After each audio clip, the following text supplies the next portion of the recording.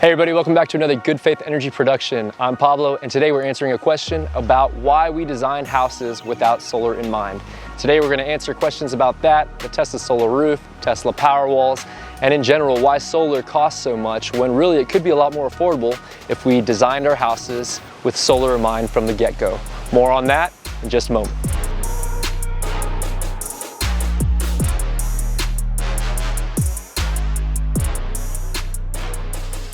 So this project is located in what seems to be the middle of nowhere, but believe it or not, they do have power that runs here directly, so it's not a completely off-grid setup. Power line comes here above my head, down this pole, and you'll see right here it goes into the main panel. The main panel connects from where I just showed you over to here. You can see here we've got the Tesla gateways. Those are the black things here. There's gonna be nice white doors on top once it's all complete. Here you've got the transfer switches, the automatic transfer switches, so whenever the power goes out, those switch it to backup power mode. And over here, you've got the manual disconnects. I'm here with Ricky from 2-Bit Da Vinci. If you're not familiar, definitely go check out his channel. How you doing, Ricky? I'm good. I was here for another shoot, and you know I'm gonna come by and visit you guys whenever I have a chance. Awesome. Yeah, I was gonna ask you, why are you in Texas, man? Yeah, so first of all, there's a ton of amazing things happening. This particular shoot was with a company called Energy X. They have this really cool lithium extraction technology, which is mind-blowing stuff. We'll make a video about that eventually, but yeah, so we were here in Austin and we wanted to come by and see a Tesla solar roof install. I have some questions I want to pick your brain about. Yeah, definitely. So we're out here in Moody, Texas, and today we're looking at this, like you said, the Tesla solar roof. It's a very unique installation. This one was actually designed from the ground up, incorporating the solar system from the get-go. But when you design the solar system into the home from the beginning, it's going to make it a lot more practical, a lot more efficient, and overall a better experience. All right, so we're here on the other side of the house. That plane over here on that side is actually Tesla solar roof. Everything else has a standing seam metal roof. And you'll see that the sun is actually coming from that direction, which means it's optimal solar conditions.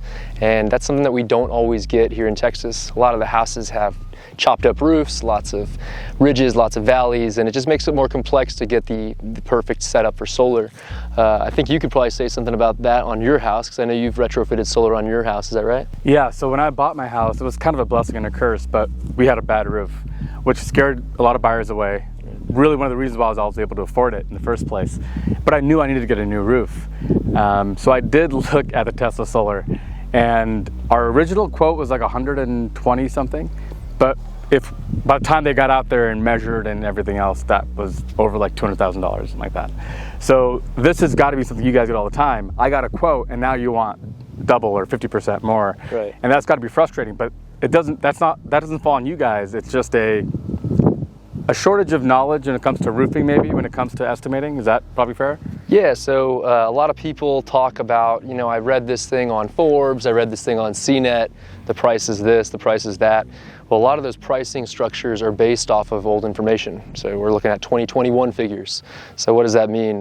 For those of you guys that follow Tesla solar roof, you'll see that the pricing has changed significantly, and that's because the pricing was inaccurate originally. So the people that did lock in the houses at those original quotes, that's great, lucky for them, right?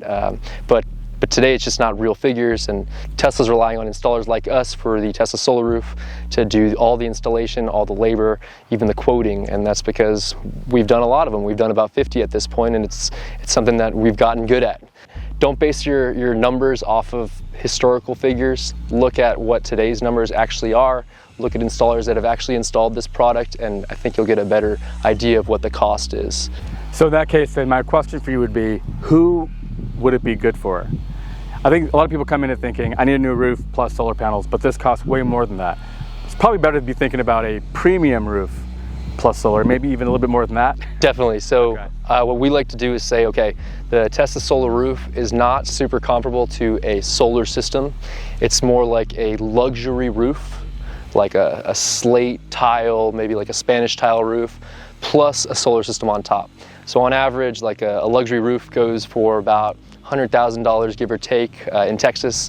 But then you add a solar system on top, that's maybe another 50 to 60 grand. You add batteries, and you'll see the numbers add up really fast. Now, if you go straight for the Tesla solar roof, it incorporates all those costs into one, but it's also a lifetime roof at the same time. So, you know, one of the things that you guys don't deal with so much in California is replacing the roof constantly. Here in Texas, we're doing it all the time. So it's something you got to consider when you're weighing out, should I go all in and get the Tesa solar roof, or should I go with a solar system instead? So if you have hail, you're prone to hail, or you have that concern, that's actually the better choice, all that glass on your roof? Yeah, so that's a good question, because if you've looked at our videos in the past, you'll see linked up here, the Tesa solar roof versus hail video. We've gotten a lot of hits on it. People are always asking, well, what about the solar roof against hail? Because it is glass after all. And don't listen to me, go listen to our case study on that video, and you'll see for yourself that it's actually a very strong roof compared to a traditional asphalt shingle roof. So we're actually here with the homeowner of this beautiful property, Mr. Lou Weiss. He's gonna show us the roof itself so we can get some close-up shots. You can take a look at what it actually looks like from the top. Why don't we go check it out? Sounds good. Let's go. Okay, so I'm up here on the Tesa solar roof with Lou. Lou, thank you so much for having us here. My really pleasure. appreciate it. Yeah. Beautiful property you've got. We're standing here on the Tesa solar roof. It's made out of glass. People think we're crazy when we say you can walk on it. Tell me something really quick, Lou. What made you decide to go with the Tesa solar roof versus like a traditional solar system? Energy independence would be the first thing, really. I think just all native Texans like their independence, right? And I see how vulnerable the power grid is here in the state, well, nationwide for that matter. So we wanted to take that vulnerability out of the equation and be self-sustaining and be able to get off the grid if we wanted to. So that was the impetus for us doing what we did. So really quick, I'm taking a look at this, and it's like you can see my shadow is just perfectly lined up with the sun. It's almost like you designed it to face the sun. Yeah, Ricky said earlier about intentionality, and that's exactly what it takes, I think. But we've been planning the design of this house for 2 years. So when I first went to the architect and said, hey, I want to do solar roof, and I want to use tiles so that we didn't have anything that was distracting from the aesthetics of the modern industrial design that we chose. So I think we hit a home run here with this roof. It really worked out well. And with the shed roof design, we don't have any penetrations whatsoever across the roof. So all of the vent pipes from the plumbing go out the side of the walls. So that made it also real easy when it came to installation, and hopefully it'll be a lot lower maintenance longer term. Yeah, so you took the words right out of my mouth. I don't see any penetrations, Yeah. which actually lowers the cost substantially, because the biggest factor with the cost of the Tesa solar roof is going to be the complexity of it. And you can see it on our website, you can see it on Tesa's website. One of the things you got to decide is what is your complexity level. Yep. But this looks like a seamless design, and it looks beautiful. They came in and installed this roof in 2.5 days. Wow. Okay. So yeah. That's great. Adds to the simplicity of it. Typically a solar roof can be a week, Yeah, 2 weeks and at time times. is money, so Exactly. simplified it a lot and cut down dramatically on the installation time. I love it. So tomorrow they're doing the power walls, and you're doing Correct. a few of those. Yep, we're going to get everything wired and get the power walls. We're doing 4 of those. So it's 54 kilowatt hour. 4 kilowatt hours. The square footage we have up here is just shy of 1,600 square feet, and we're producing, we looked at it a while ago, 17 and a half. 17 and a half kilowatts. Yeah, kilowatts. That's a big solar system. So, I mean, the way it sounds to me is you should be able to power everything just from the solar roof and the batteries in case of an outage. Yeah, I think the calculations we did, annual consumption was about 30,000 kilowatts, and our system's 28. So we almost got there. And we also have the Kohler auxiliary power generator, so automatic transfer switches. So as soon as the battery power reaches a certain level, that kicks on. So we'll have seamless power.